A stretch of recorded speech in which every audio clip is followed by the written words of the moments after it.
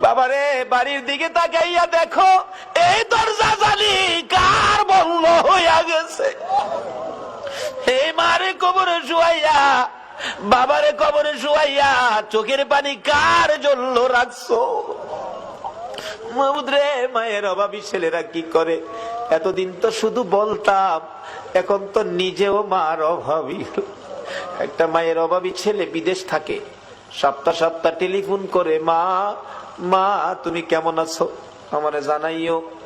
মা কই, বাবা বিদেশ গেছো টাকার জন্য, সপ্তাহ সপ্তাহ টেলিফোন করে টাকা নষ্ট করলে কেমনে হইব? টাকা চিনো রে বাবা, টাকা চিনো।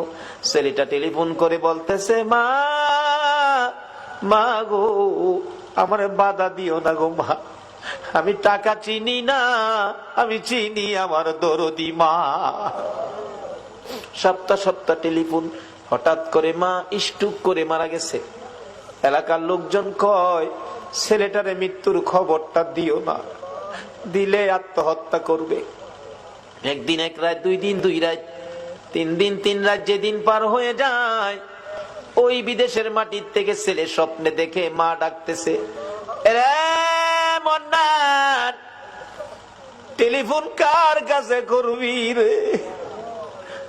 মা কইয়া কারে ডাকবি রে বাবা, আমি তোর মা, কবরে চলে গেছি, আর আমারে পাইবি না। আইলি না, আমারে মা কইয়া ডাকলি না, মার দেখার জীবনে হবে না। ঘুম থেকে উঠে মা মা কইয়া কাঁদতেছে। বন্ধুরা বলেন, কি হলো তোমার?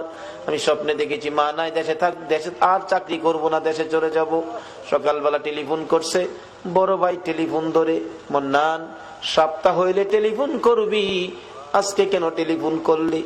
ভাই আমি স্বপ্নে দেখেছি আমার মা নাই গো।